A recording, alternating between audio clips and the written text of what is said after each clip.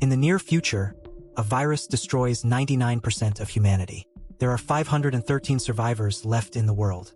They are all forced to live on a small island in the Baltic Sea as the rest of the Earth is uninhabitable. A woman gives birth to a baby. The people around her congratulate the happy mother, but her father says goodbye to her. He leaves the house accompanied by family and close friends and goes to a high cliff. A television journalist films the event, narrating that regardless of how tough times may be, new life arrives while the old departs. Hence, today, the grandfather, following the laws established on the island, will sacrifice himself so his granddaughter may live. The elderly man bids farewell to the people and jumps off the cliff at the same time as his daughter gives birth to a second child, thereby creating a problem for the island's inhabitants. The thing is, Helluland has a population of 513 people. Birth rates are strictly controlled, and if a baby is born unexpectedly, someone must sacrifice themselves voluntarily or forcibly. The community leader, Beatrice, maintains a social ranking. Commit a good deed, raise your rank. Make a mistake, lower it. The person with number 513 is the first candidate for sacrifice. All important matters are decided by voting, creating an illusion of democracy. And so this time, the TV reports those who are at the very bottom of the list.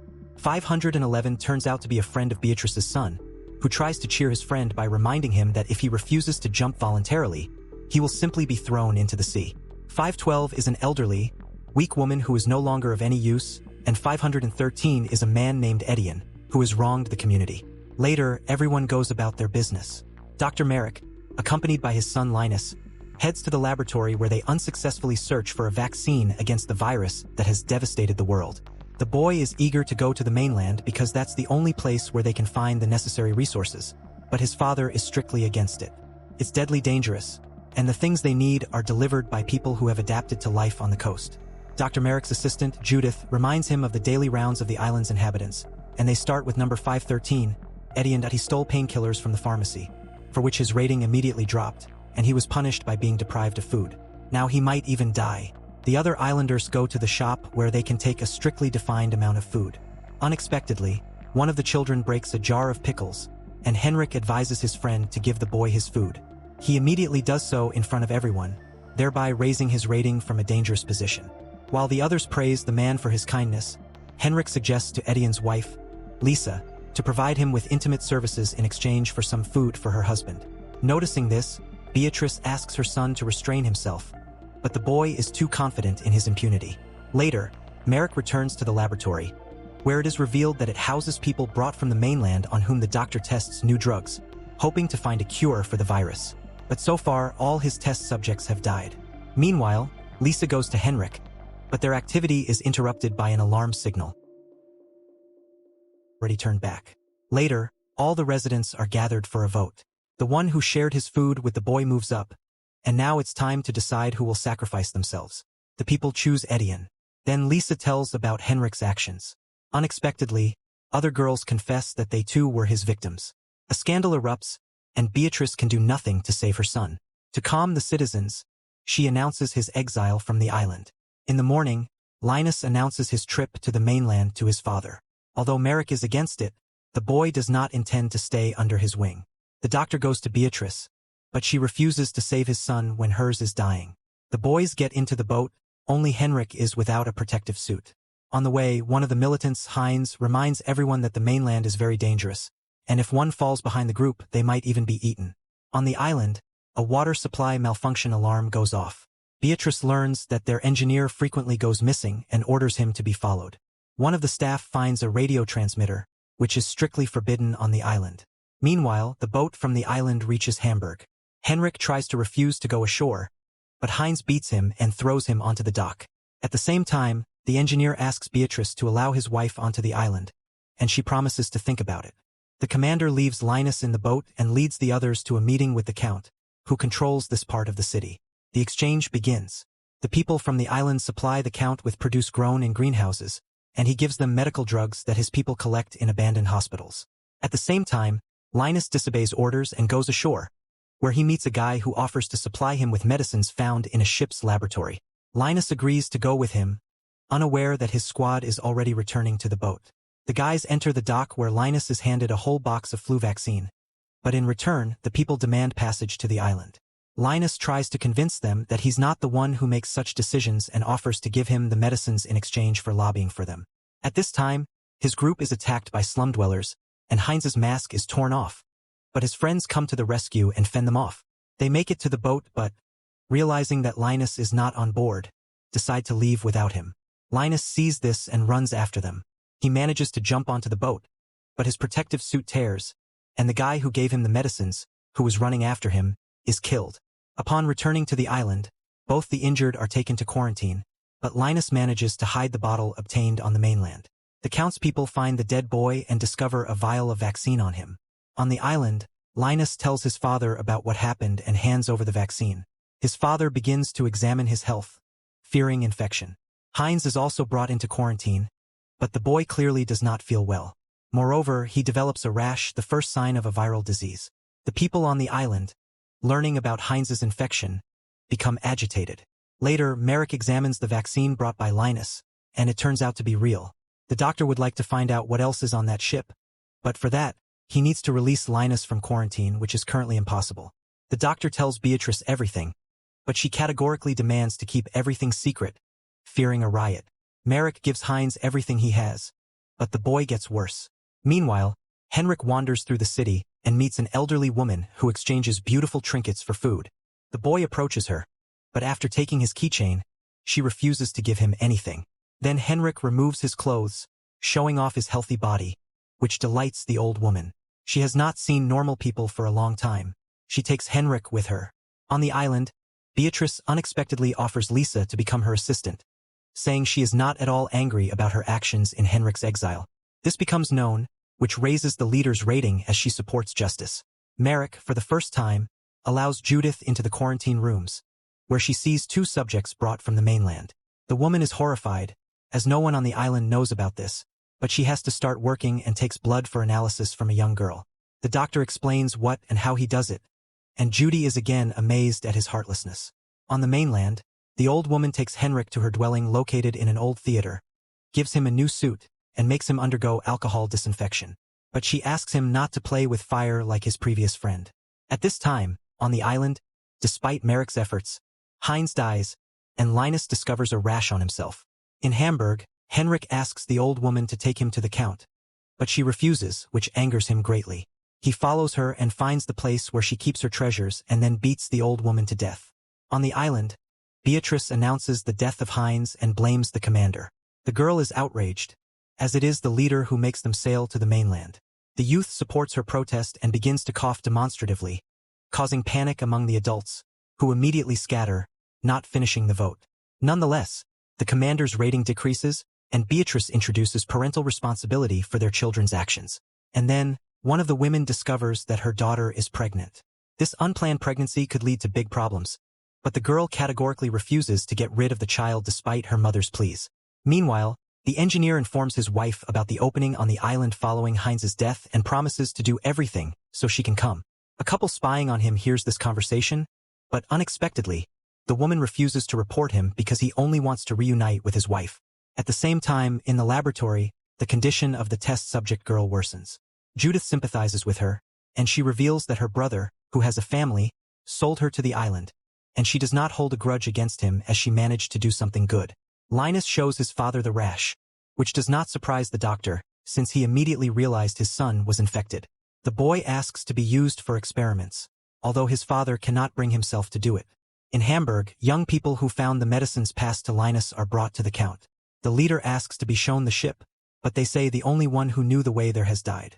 The Count offers the youth to join him and asks to find the ship. The leader of the youth group asks to take them along because they are sure he wants to capture Heligoland, as it is the only place with the doctor capable of making a cure. The Count makes a promise. Merrick begins to study his son, who asks him to promise that he will find that ship with the laboratory. Later, the doctor goes to the former commander and asks for her help to get to the mainland. She promises to do this if he can release her from the cage where she was unjustly locked up. On the mainland, Henrik falls into an ambush by a group that feeds on humans. He confesses who he is and asks to be handed over to the Count. The cannibals take him to the Count's dwelling, and he agrees to exchange the boy for antibiotics, hoping to get a ransom from Beatrice. Meanwhile, the engineer contacts his wife, informs her about the interview tomorrow, and asks her to prepare well. The Count informs Henrik that he knows about his exile. Then the boy offers to show him the island's defense weaknesses to capture it. Later, the engineer's wife arrives at the designated place and passes the first round for the position of pharmacist. And Merrick notes a deterioration in Linus's health. The next day, the two women who perform the best in the testing must prove to the islanders that one of them deserves the doctor's position. One of them is the engineer's wife, a practicing pharmacist, and the other, named Daniela, calls herself a surgeon. At the same time, on the island, Etienne finds a bottle of schnapps in the desk and gives it to the windmill mechanic. Meanwhile, the commission consisting of the island's leadership conducts the final testing. Daniela answers all the questions correctly, but the pharmacist also demonstrates good knowledge. Then Beatrice proposes a vote, and with Merrick's final decisive vote, the commission chooses Daniela, causing the engineer to have a nervous breakdown. He attacks Merrick, but Beatrice shortens him, as no one had promised him anything specific. Later, Daniela arrives on the island, and after the welcoming party leaves the dock, people from the cannibal gang who arrived on the island illegally are found on the boat. The engineer contacts his wife, but she advises him to forget her and move on, and they show Daniela her new home. At night, unable to resist the temptation, the windmill mechanic drinks the found schnapps and doesn't see the engineer climb the windmill and break one of its blades. In the morning, seeing the recording of the incident, the drunk man climbs up, falls, and hangs high above the ground, his broken leg caught on the ladder. The ambulance takes the injured man and brings him to Merrick, who decides to amputate the leg and asks to call Daniela. But the woman acts strangely, as if she doesn't know what to do. Merrick and Judith conduct the surgery, after which the doctor questions the new surgeon, and she suddenly confesses that she was a Pilates trainer, so she knows the body structure. She just memorized a surgery book because she needed to get to the island by the Count's order. She will guard him because soon everything here will change. But then it turns out that Judith heard their conversation. Moreover, she has long known about the doctor's violations that he committed for his son, and now she intends to report everything to Beatrice. But Daniela attacks the doctor's assistant and kills her. Later, together with Daniela, they throw Judith's body into the sea. That evening, Lisa tries to convince Beatrice to soften the new law that makes parents responsible for their children, as people don't like it. But the boss quickly puts the assistant in her place. Everything will be as she decides, and she inquires about Judith's whereabouts, but no one has seen the woman.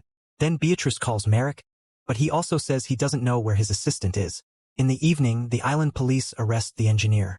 Linus's condition worsens, and Merrick resuscitates him, performing intubation. However, the boy is very weak, and the father cries over his body. But he is called to a girl who has lost her child, and it becomes clear that her mother and the island's healer, Laura, are involved. At this time, Beatrice visits the mechanic who lost his leg and tries to find out if Judith was at his surgery, but the man remembers nothing but pain. Beatrice accuses him of drunkenness and promises to expel him from the island. Then she inspects the clinic room and finds a knocked-out tooth behind the baseboard. After that, she comes to Merrick and accuses him of murdering Judith. The doctor confesses to it but states he would have preferred to kill her. Beatrice decides to pin everything on the engineer, as he can no longer be trusted. They barely manage to repair the turbine he broke, so he will be responsible for Judith's murder as well. The doctor tries to object, but the woman reminds him of his son's dire situation, and Merrick complies. And on the mainland, the Count announces to his people, among whom is now Henrik, that they are sailing to new shores. The next day on the island, a trial is held for the engineer. Beatrice secures a guilty verdict for him for sabotaging the turbine and murdering Judith, corroborated by the blood on the man's shirt. But when Merrick refuses to testify, Daniela takes it upon herself, confirming that she conducted the DNA analysis and the blood belonged to the deceased. The man tries to appeal to the islanders, as he has lived there and they know him as a law-abiding citizen, but a vote decides his fate. The man is taken to the seashore, where the entire population of the island gathers, ties him up, and leaves him at the surf's edge, watching as the tide rises. When the unfortunate man's cries cease, the people leave. Only Merrick remains on the shore, living through his cowardice. Later, he goes to his son and suddenly starts telling him how it all began. He remembers that day as if it were yesterday. The whole family was supposed to go to the island of Heligoland, but when he and his son arrived at the ferry, it turned out that his wife and mother, Tessa, was delayed in her laboratory. The woman was an epidemiologist and was trying to find an antiviral for a new disease that was destroying the world. She calls her husband and tells him she will come tomorrow, as the institute has good security and she is safe.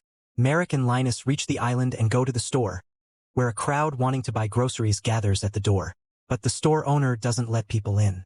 There's practically nothing left, and the delivery from the mainland will only be tomorrow. Nevertheless, the doctor manages to sneak inside, where he meets Beatrice, working as a senior salesperson. She helps the doctor choose groceries for his son, and, noticing the commotion at the entrance, calms the crowd by promising big discounts the next morning. The people leave, promising to come back in the morning, and the store owner insults Beatrice for unilaterally deciding what to do with his property. The man berates her, not noticing the silent approval of the store employees to the woman's actions. Later, Beatrice addresses her colleagues, reminding them that they will have to survive on their own, and no boss will help them, so they need to take matters into their own hands. Meanwhile, the community leader asks Merrick to help him check everyone on the island for their health. He intends to cut off communication with the mainland to save the people from infection and wants Merrick to take the place of the doctor who fled. The man contacts his wife, but Tessa can't come because she hasn't finished her analysis yet.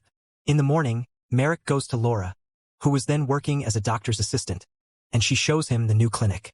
The next day, Beatrice tidies up the store, and the arriving director sees that the windows are taped up and the doors fortified. The woman explains that they need protection and they're not going to wait to be attacked over cans of food. The man loses his temper, but Beatrice skillfully diffuses the conflict. Soon, customers arrive, but they are not allowed inside. One of the salespeople meets them at the doorstep and offers to pass a list of the products they need, promising to gather everything and hand it over to them. People are outraged.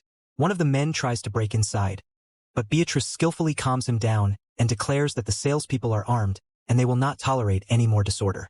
Seeing silhouettes with weapons behind her, the crowd calms down and shops according to the new rules. The troublemaker leaves. In the evening, Beatrice looks out the window and sees men hiding in the darkness, but says nothing to the director, who is outraged by her behavior. However, the woman skillfully manipulates him, expressing sympathy that his children are somewhere on the mainland, and he leaves. But almost immediately, he is captured by armed men led by the troublemaker from the day. They demand to be led inside, threatening to kill the director. Beatrice turns to the salespeople, outlining the situation. If they let them in, they lose everything but save the director. If they don't, the director faces trouble. The salespeople vote against opening the doors, and when Beatrice informs the robbers about this decision, the troublemaker pulls the trigger, and the director dies. Using the shock of the robbers, she orders them to drop their weapons. They comply and run away.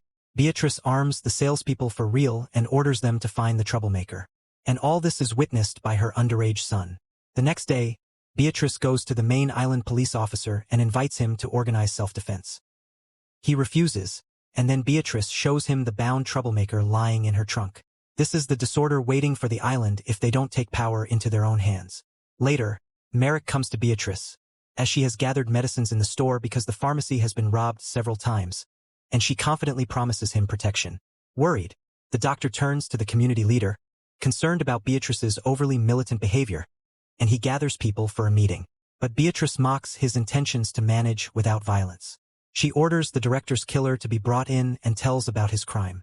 The woman skillfully manipulates opinion and heats the crowd to the point that men attack the killer and brutally beat him. The police take Beatrice's side.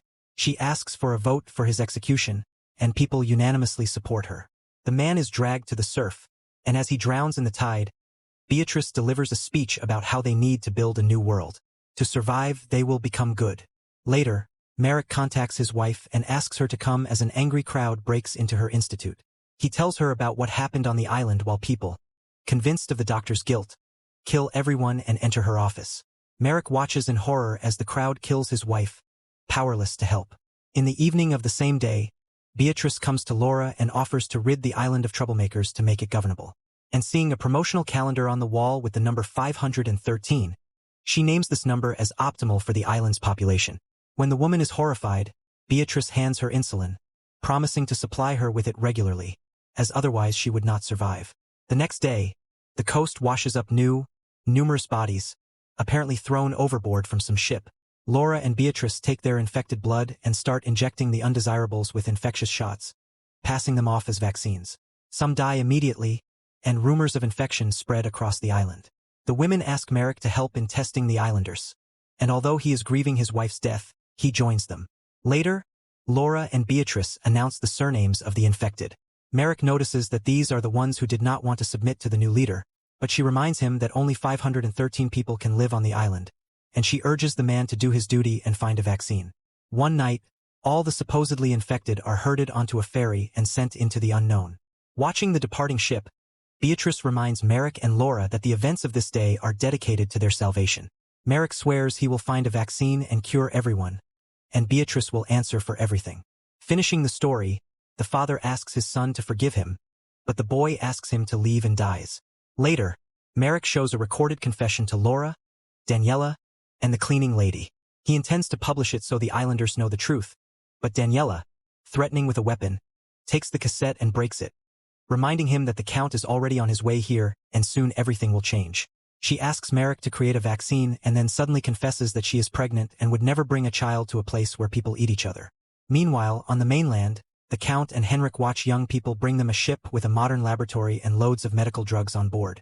Now Merrick will have everything he needs. At the same time, Beatrice enjoys swimming in the pool, unaware that this ship is already sailing to the island. And a local priest becomes the victim of cannibals who have illegally arrived on the island. The picture does not shine with interesting inventions. A world stricken by a virus does not differ much from our own. But the speed at which a transformation occurs in the human mind, after which the usual norms of morality are easily forgotten or successfully ignored, is striking.